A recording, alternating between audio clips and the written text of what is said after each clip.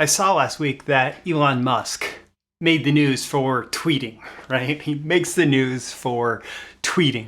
But the reality is that the algorithms of the internet probably put this particular news story in front of me for a different reason, not because it was Elon Musk, but because it was about cognitive biases. Now, I read all sorts of articles about psychology and stuff, but something I've actually made a very active study of is cognitive biases. It's all the weird ways that our brain works. And I've been looking for an excuse for a little while to talk about what I think is both the world's most profitable and the world's most dangerous cognitive bias or mental shortcut. And so that's what I'm going to talk about today in the context of that. These are the proven direct response marketing, copywriting, and entrepreneurship success strategies you can use today to write your own ticket and create the life you want. I am Roy Furr, and this is Breakthrough Marketing Secrets. Now, here's today's breakthrough.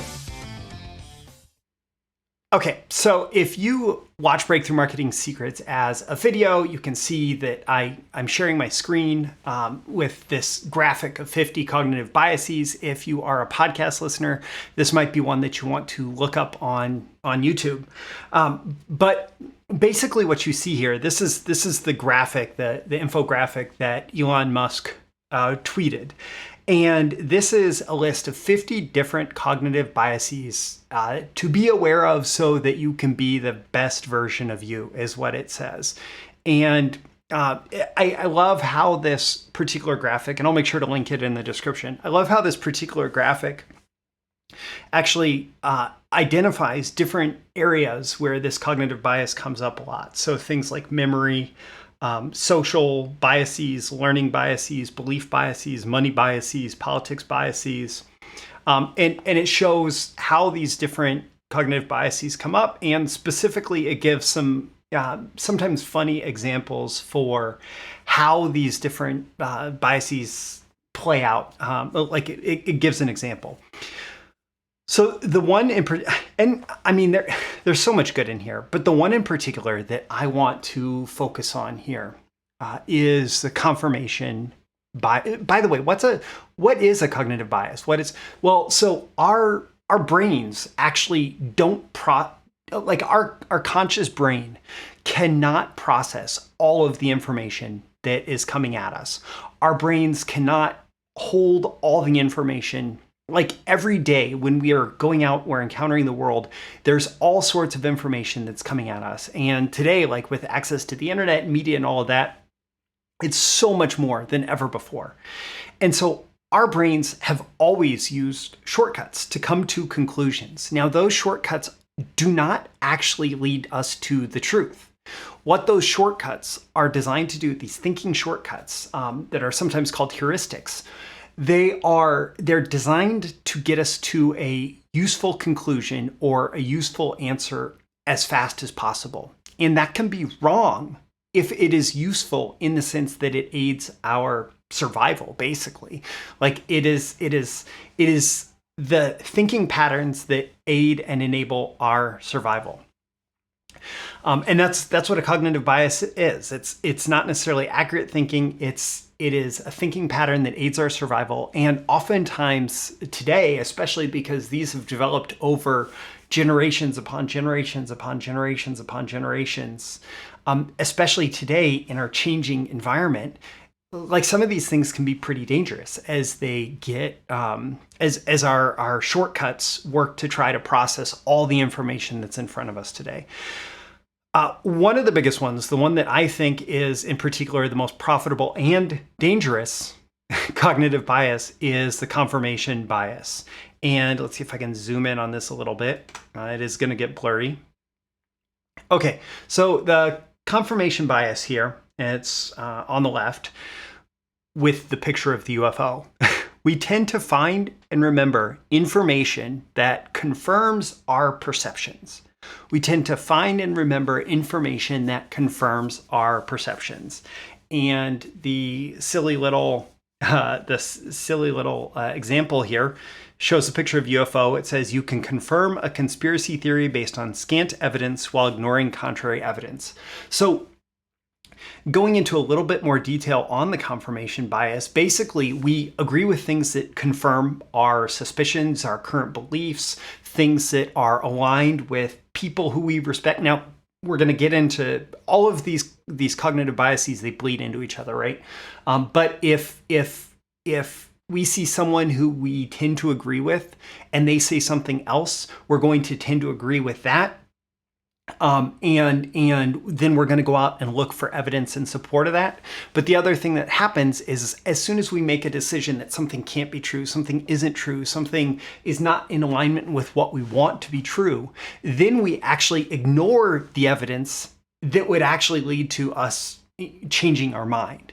Like, we do not like to change our mind. So we would rather look for things that confirm our pre-existing beliefs and decisions and completely disregard things that will upend our current beliefs and decisions.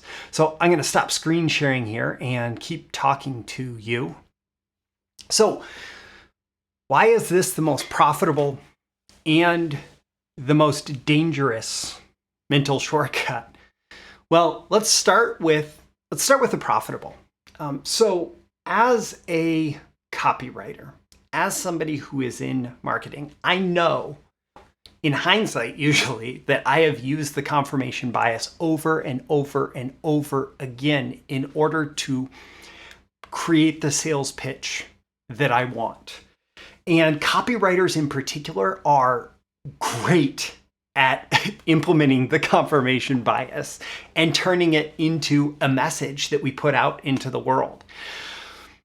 That doesn't mean that we're right or wrong, right? But we're really good at this. So for example, in the course of coming up with a sales pitch for a product that we're given, we can come up with a big idea. This has happened to me before, actually, specific to I'll give you an example, specific to a product that I worked on a few years ago that I've talked about publicly before. A client had a backup solar generator that was, it's built inside an EMP resistant housing. It's got basically a Faraday cage built around this backup solar generator so that if an electromagnetic pulse comes down from the sun or whatever, right? If this EMP comes down, the electricity should actually go around the sensitive electronics on the inside of the solar generator and thus not damage those sensitive electronics. So after an EMP from solar storm or human attack, this backup solar generator should still work. And I was working with a client. We were trying to land on a big idea for the promotion at the time. And I saw this news article, or I had recently seen this news article for a piece of Russian space junk that wasn't actually space junk. It was launched up as part of a normal launch, and it broke off. And at first, it was just doing nothing. There were other satellites that came from that launch, but this other piece was just being tracked. And then suddenly, it started moving around. And so it was called Object 2014-28E because it was launched in 2014.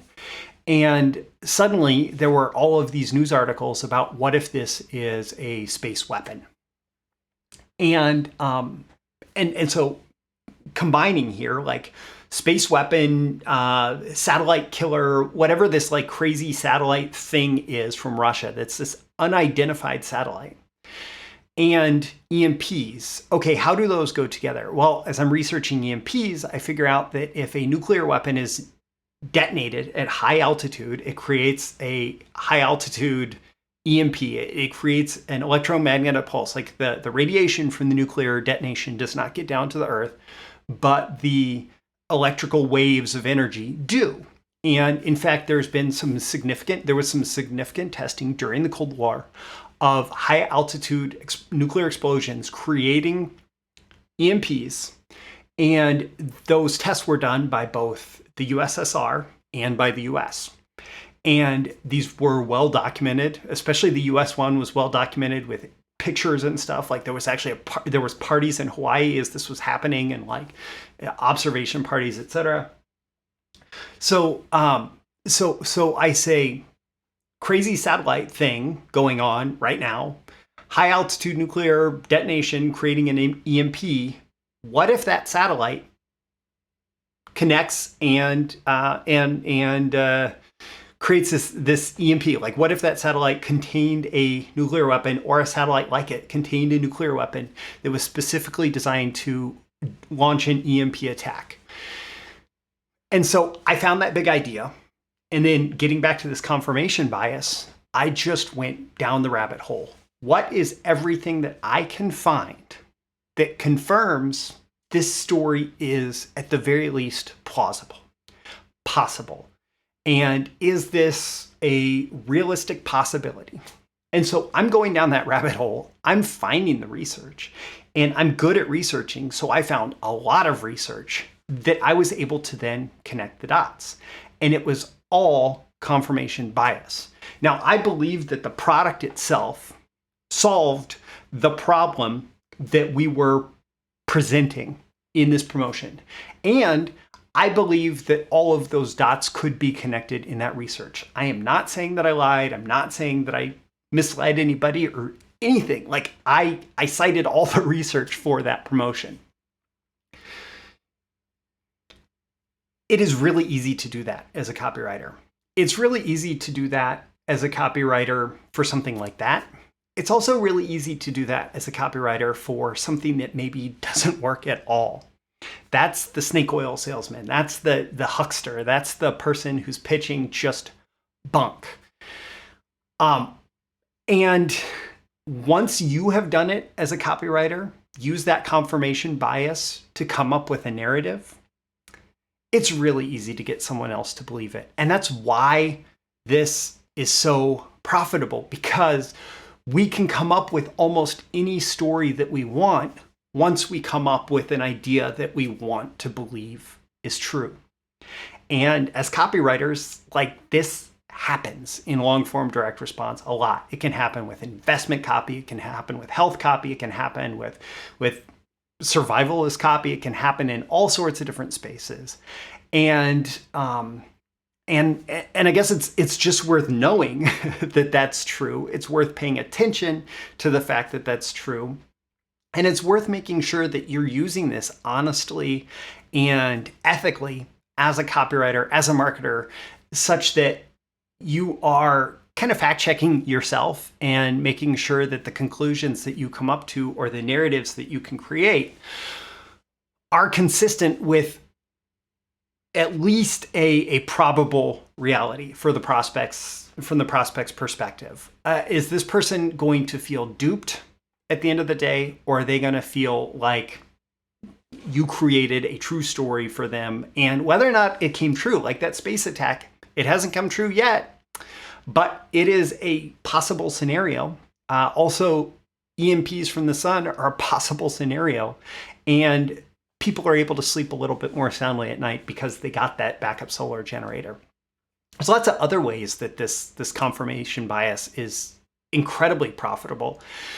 You can take Facebook and Google and all the algorithm-driven content networks, whether it's social media content or news media content or whatever. All of this algorithm-driven content creates an echo chamber where the algorithms have figured out that, oh, this person believes this thing, and so they're going to be interested in more information about things that confirm their belief. And it's just going to keep feeding that person, that user, you and me, content that confirms our biases. And it's going to notice that we don't tend to click on content that would potentially question our biases.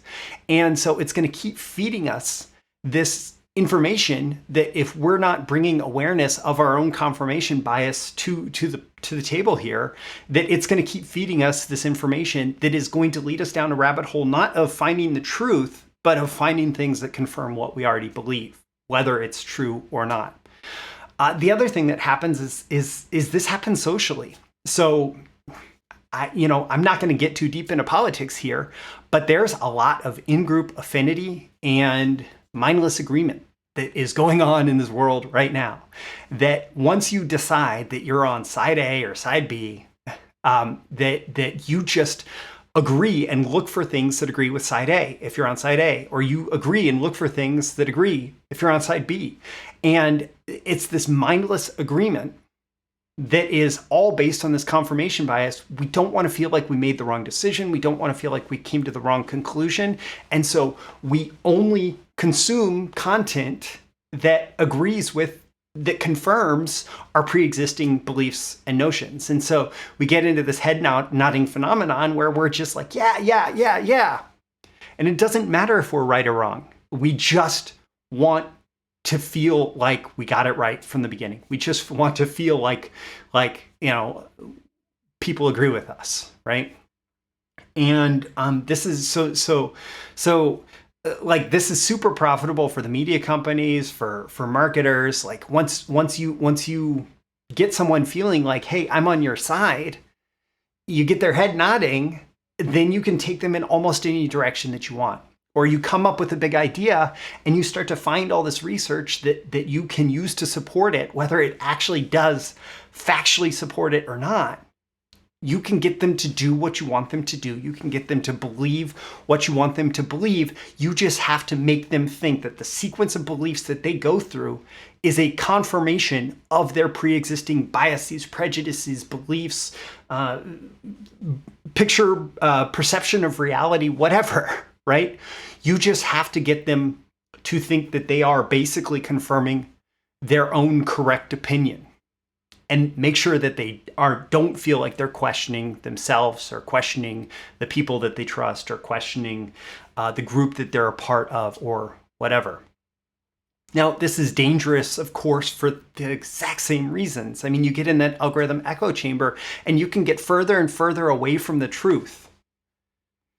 And I will say both groups A and B can get further and further away from the truth and further away from each other and break bonds of society by constantly only confirming their own beliefs and not connecting with each other, not being open to being disconfirmed, to evidence that actually disproves the beliefs that you have.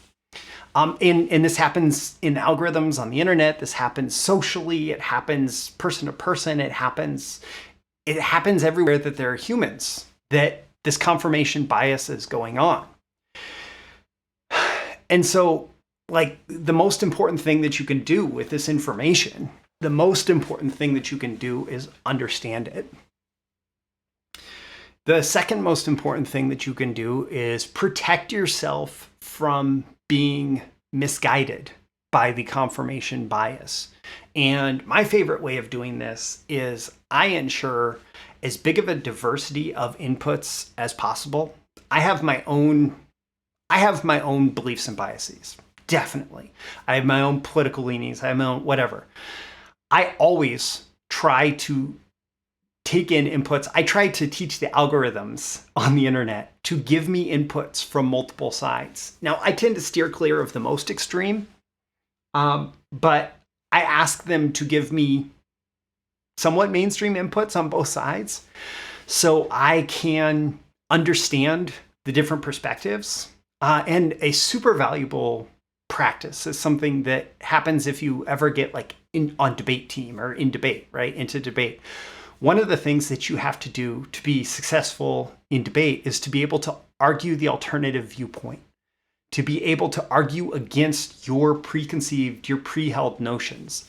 And so if you are able to, for example, if you're on team A, to be able to argue what team B's perspective on a situation is and go through the evidence and go through confirmation bias to try to get to that conclusion so that you could argue it against a member of team A and win, then you are protecting yourself from the confirmation bias by getting this more robust perspective where you understand pros and cons from both sides. And then importantly, if you started watching this video because you were excited about the most profitable mental shortcut, please use this ethically. I mean, please, recognize that you have this confirmation bias and even let yourself go along and discover these interesting narratives that you can use in your marketing. But make sure that you're not misrepresenting your products, your services, your promises, like what you can actually do for your prospect. Make sure that at the end of the day that you're serving everybody, that you're serving your prospect, your customer, that you're serving your community, the world. Make sure, you're also serving yourself too. Like, that's business, right? But make sure you're using this ethically and that you're not misleading people with it. And this is the type of thing that's fascinated me for a long time. And in fact, a little bit back, I sat down and I recorded an in-depth training called Sleight of Pen, which is all about these different advanced persuasion techniques used by copywriters and salespeople. And in there, I actually did a bonus video all about different cognitive biases. And it actually took over 180 different cognitive biases. I used this super cool graphic that I shared. It took over 180. Elon Musk shared 50, right? This took over 180. And it broke them down into 4 big categories and shortcuts to help you just kind of understand the different ways that our brains work using these shortcuts. And how that might be useful as a marketer. But just like this video, I did want you to promise, I do ask that if you go through this training that you promise to use these skills ethically and for the mutual benefit of you and your prospects, for the benefit of the world, for the benefit of your community. Like, use these for good. They can be used for good. They can sure as heck be used for evil. They can be used for manipulation. They can be used to make yourself better. They can be used to make the world better. They can also be used to make yourself worse and make the world worse. So please use them for the good of everybody, including yourself. And if you want to check that out, it's part of my BTMS Insiders training library, which is like Netflix for copywriting and marketing training. I'll link directly to the Sleight of Pen training as well as the All-Access Pass, which gets you access to everything. So I'm Roy Furr. This is Breakthrough Marketing Secrets. If you're going to use confirmation bias, make sure that you use it ethically, please. And, I hope you've gotten a ton of value out of this. The way that you show me that is by tapping that like button and leaving comments, reviews, etc. And by subscribing. You can subscribe here. You can also go to breakthroughmarketingsecrets.com where you can sign up for my daily emails, including episode notifications and more exclusive content for email subscribers. One last time, I'm Roy Furr. This is Breakthrough Marketing Secrets. I always aim to deliver as much value as possible, and I hope that I've done that today. I'll catch you again in the next episode. Thank you once again for tuning in to this daily episode of Breakthrough Marketing Secrets. Remember, check out the links with this episode for even more value. Now make sure you like, comment, share, subscribe, and engage in every way you can to keep this show going and growing and delivering daily value to you. I'll catch you soon for your next big breakthrough.